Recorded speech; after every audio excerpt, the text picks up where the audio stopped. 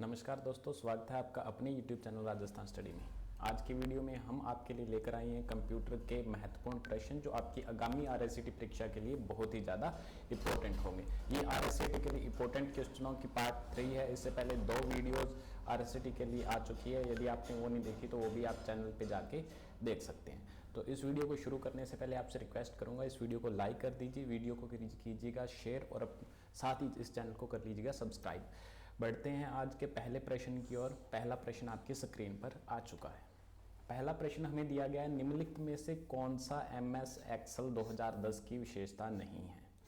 4 option दिए हुए हैं नीचे। हमें इनमें से बताना है कि जो 4 ऑप्शन दिए हुए इनमें से कौन सी MS Excel 2010 की विशेषता नहीं है।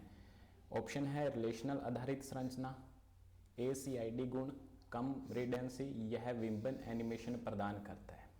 जब आपने ऑप्शन नंबर 4 को देखा, यह विभिन्न एनिमेशन प्रदान करता है। एनिमेशन जब भी आ गया तो हमें पता है कि एनिमेशन का काम सिर्फ और सिर्फ पावर पॉइंट के अंदर किया जाता है। तो यहाँ से हमें आइडिया मिला कि MS Excel 2010 की क्वालिटी में कौन शामिल नहीं है, एनिमेशन। एनिमेशन प्रदान करना किसका काम है, एनिमेशन प्रदान करना पावर पॉइंट का काम है।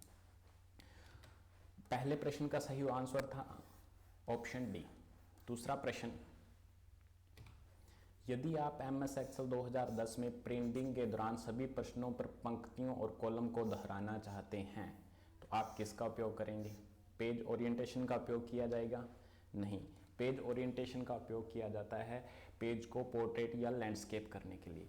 पोर्ट्रेट और लैंडस्केप करने के लिए पेज ओरिएंटेशन का उपयोग करते हैं। क्या पेज साइज का उपयोग करेंगे? पेज साइज का उपयोग भी नहीं करेंगे, क्योंकि हमें जितने भी क्वेश्चंस दे रखे हैं उनके रो एंड कॉलम हैं उनको रिपीट करना चाहते हैं। तो इसके लिए हम प्रिंट टाइटल्स का यूज करेंगे। तो सेकंड क्वेश्चन का आंसर होगा print title. Scale to fit का भी यूज नहीं किया जाएगा। स्केल टू फिट का यूज किया जाता है जब हम किसी दस्तावेज को स्क्रीन पर पूरा दर्शाना चाहते हैं, 100% स्केलिंग या 100% जूमिंग पे शो करवाना चाहें, उस समय स्केल टू फिट का उपयोग किया जाता है। तो दूसरे प्रश्न का हमारा राइट आंसर होगा ऑप्शन सी। देखते हैं तीसरे प्रश्न को।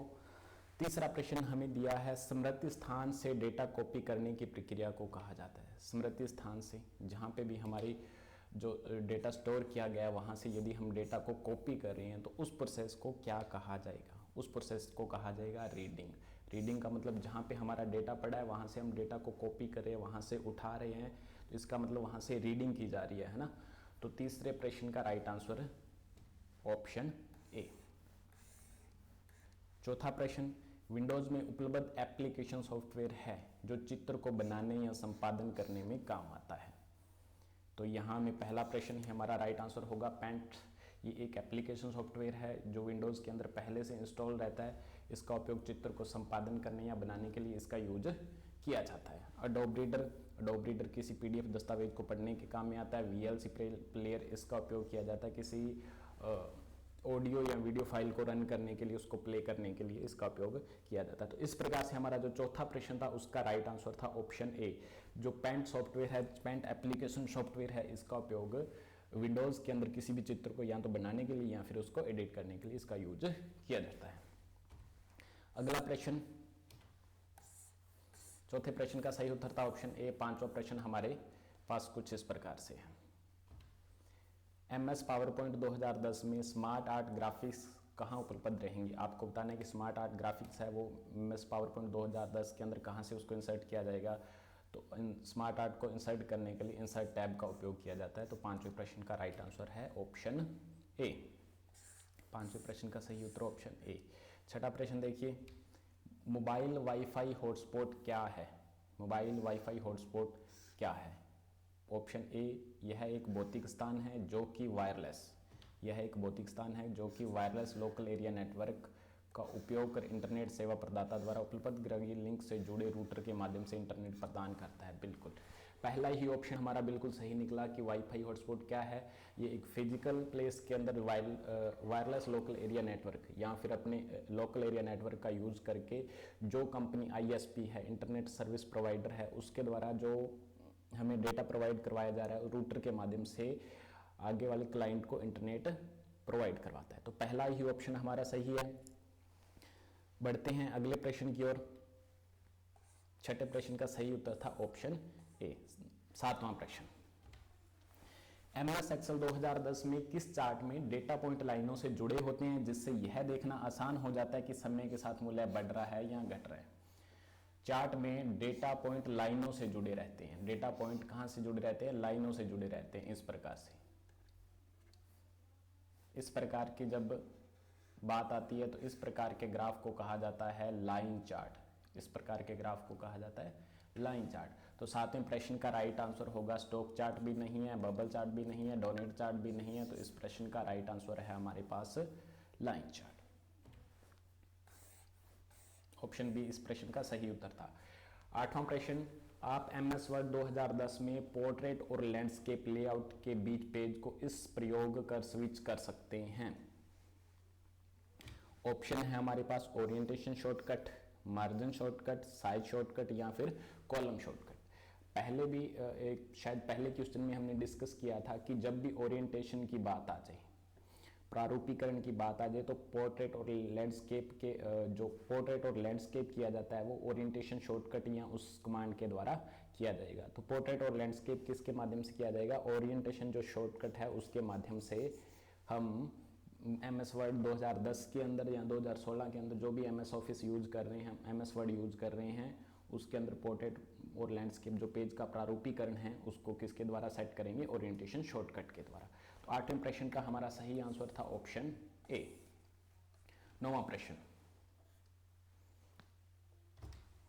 माइक्रोसॉफ्ट वर्ड में एक तरीका है, ब्लैंक दिया हुआ है यहाँ पे, माइक्रोसॉफ्ट वर्ड में एक तरीका है जो आपके द्वारा दस्तावेज में किए गए परिवर्तन को मॉनिटर करता है। अब कौन सा मेथड है जिसके द्वारा हम यह चेक कर सकते हैं कि आपने जो डॉक्यूमेंट्स तैयार किया उसके अंदर क्या क्या चेंजेस किए गए हैं, क्या क्या उसके अंदर परिवर्तन किया गया है। तो इसको चेक करने के लिए ट्रैक चेंजेस है उसका यूज किया जाता है। तो नौवें प्रश्न का राइट आंसर होगा ट्रैक चेंजेस। ट्रैक चेंजेस के माध्यम से हम चेक कर सकते हैं कि हमारी जो वर्ड फाइल है उसके अंदर क्या क्या चेंजेस किए गए हैं, क्या क्या अमेंडमेंट उसके अंदर किए गए हैं। बढ़ते हैं अगले प्रश्न की ओर। 10वां प्रश्न इंपॉर्टेंट क्वेश्चन है, पहले भी एग्जाम में कई बार पूछा जा चुका है। प्रश्न कुछ इस प्रकार से है, भंडारण क्षमता के बढ़ते क्रम के अनुसार सही विकल्प चुनिए। भंडारण क्षमता के बढ़ते क्रम के अनुसार सही विकल्प चुनिए। अब हमारे पास CDRW है, DVD है, हार्ड डिस्क है, ब्लू रे डिस्क है, चार ऑप्शन है हमारे पास। तो सबसे पहले हम क्या करेंगे, इन सभी की कैपेसिटी देख लेते हैं कि कौन से की कैपेसिटी कितनी है। तो सबसे पहले हमारे पास CDRW, तो CDRW की जो कैपेसिटी है फ्रेंड्स वो होती है 700 MB के करीबन। CDRW की कैपेसिटी होगी 700 MB। और DVD की बात करें तो DVD की मैक्सिमम कैपेसिटी है, जो डेटा स्टोरेज करने की जो मैक्सिमम कैपेसिटी है वो होती है 4.7 GB। 4.7 GB तक डेटा स्टोर करती है यदि ये सिंगल साइडेड है। DVD दो प्रकार से आएगी, यदि सिंगल साइडेड है तो उसके अंदर डेटा कैपेसिटी होगी 4.7 GB, अदरवाइज वो डबल साइडेड है तो उसके अंदर डेटा स्टोर करने की जो कैपेसिटी होगी वो होगी 8.5 GB। हार्ड डिस्क की बात करें तो हार्ड डिस्क की जो कैपेसिटी है वो सबसे मैक्सिमम होती है। आज तक जो स्टोरेज डिवाइस बने उनमें से सबसे ज़्यादा डेटा स्टोर करने की जो कैपेसिटी है वो सर्वाधिक हार्ड डिस्क के अंदर होगी। इसके अंदर मैक्सिमम टेराबाइट येटाबाइट तक काफ़ी मतलब इसके अंदर बहुत ज़्यादा डेटा को संधारित करके या स्टोरेज करके रखा जा सकता है, इसकी कोई लिमिटेशन नहीं है। उसके बाद हमारे पास ऑप्शन बच गया ब्लू रे डिस्क। ब्लू रे डिस्क की बात करें तो ये लगभग अप्रोक्सीमेट 25 GB तक डेटा को स्टोर करती है, ये है मैक्सिमम। इसका मतलब हार्ड डिस्क है वो हमारा बिल्कुल अंत में आएगा। तो अपने को बढ़ते क्रम के अनुसार लिखना है तो हार्ड डिस्क अंत में किसके अंदर आ रहा है, एक तो ऑप्शन बी और सी में आ रहा है, तो ऑप्शन ए और डी तो गलत हुई। अब इनको इसके अनुसार सबसे पहले आएगा CDRW, बिल्कुल इसमें आ रहा है। उसके बाद में आएगा DVD आ रहा है ऑप्शन बी में, फिर आना चाहिए ब्लू रे डिस्क यहाँ ऑप्शन सी में। और इस प्रकार से जब इसको इनकी कैपेसिटी के अनुसार जब इन्हें व्यवस्थित किया तो हमारा राइट आंसर आ गया ऑप्शन बी। तो दूसरे प्रश्न का राइट आंसर है ऑप्शन बी। आपको वीडियो अच्छी लगी हो तो वीडियो को लाइक कीजिए, अपने दोस्तों के साथ शेयर कीजिए। मिलते हैं अगली वीडियो में, तब तक के लिए गुड बाय।